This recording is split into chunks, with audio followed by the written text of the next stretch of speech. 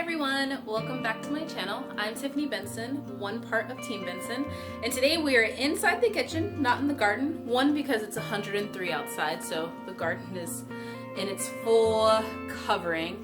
And two, I posted a picture on Instagram with these two jars of my dried roses, and I got an overwhelming amount of DMs and comments saying, "Why are you drying your roses?" And I thought to myself, why is everyone not drying their roses? So let's talk about it.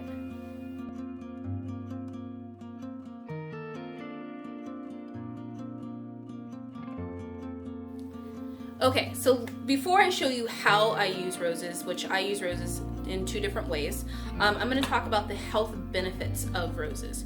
So roses, which I let these dry, these ones dried in a dehydrator, these ones I just turned upside down and let dry on the stems. Normally I do dry everything in a dehydrator just because we have a lot of dust here on the mountain in our dry desert. But roses themselves have a lot of health benefits. Roses are natural antiseptics and antibacterial qualities, so you can put them on any types of cuts or scrapes or bruises or anything like that. They're good for acne, with getting like any type of acne out of your skin and the bacteria out of your skin, and also for women that are having babies or women that just want care for their lady bits. You can also make rose water and witch hazel in order to spray your lady bits for those that had natural childbirths. So I am making rose water and I'm making rose witch hazel today. Okay, so first up I'm going to show you guys how I make rose water. So I take my French press and I just add a couple of rose buds in there. We'll do some white ones and we'll do some red ones. One of the things I also love to is to layer my jars. So I have white and then I have red and I have white and then I have red. Every Valentine's Day, this is the real reason why I want roses. Just so I can make rose water. So just about that is enough.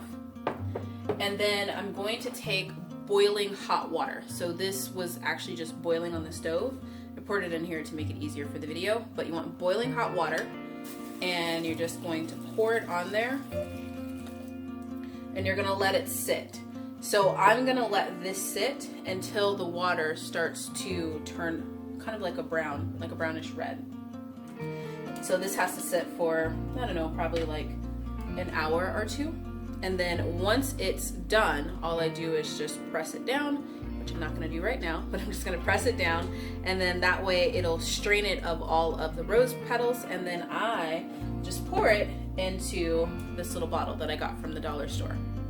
Now my rose water, I do keep it in the refrigerator because I think it has a nice cooling sensation. So it can last about 6 months in the refrigerator.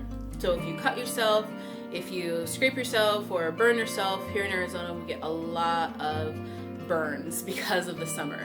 So any type of sunburn, any type of skin irritation, so eczema, anything like that, it's nice to have a little bottle of rose water, sorry guys. So then you can just sprinkle it on there and kind of cool and relax the skin.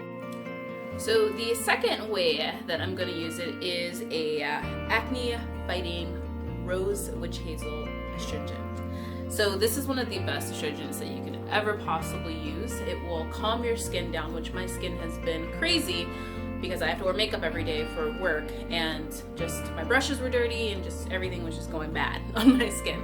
So what you take is witch hazel, which I have 100% witch hazel here. And then you just take your roses and you let them sit.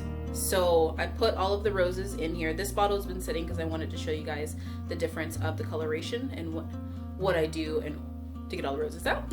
So you just put your roses in here, you fill it up with witch hazel and just sit it on a countertop and let it just kind of soak and sit. Once it does that, and you'll notice because all of the roses will be rehydrated, and you'll see that the color changes. So it went from that to that.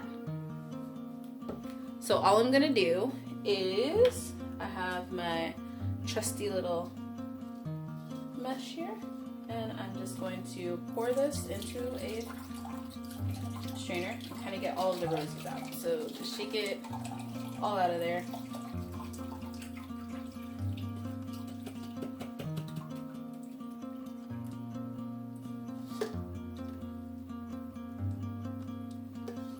Try not to get it all over the place, guys, but it's okay. Countertops will be clean.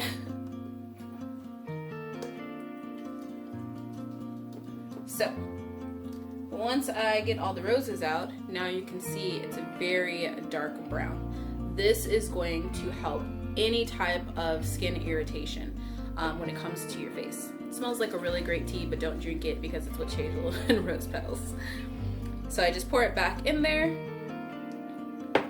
put on the lid, and then anytime that I wash my face, I use this as an astringent right after I wash my face, and it will keep my skin beautiful and clean and free of acne. And this can just live on my countertop in my bathroom. So I hope at the end of the season you are collecting all of your rosebuds and drying them so that you have amazing jars of roses that you can use for your skin and for antiseptics and antibacterials for any cuts, bruises, burns, or anything like that. If you guys have any questions, or if you guys have any other things that you use rose water for, or rose witch hazel for, or just roses for in general, make sure you guys leave them down in the comments, because I would love to know what else you guys can do with them. And I will be giving you guys another garden tour later this week, because there are a ton of things that are just really getting huge in the garden. And I have also identified all of the plants. You guys have known that I've been trying to figure out which ones are which, because yes, I mixed up the squash and the cucumbers, and all of those were just one big mesh, but now I know which is which, and I can take you guys on a tour and show you. So that'll probably be happening tomorrow. But thanks guys for watching. Until next time, make sure you grow yourself a garden, because even a small space can provide you with tons of food. Bye guys.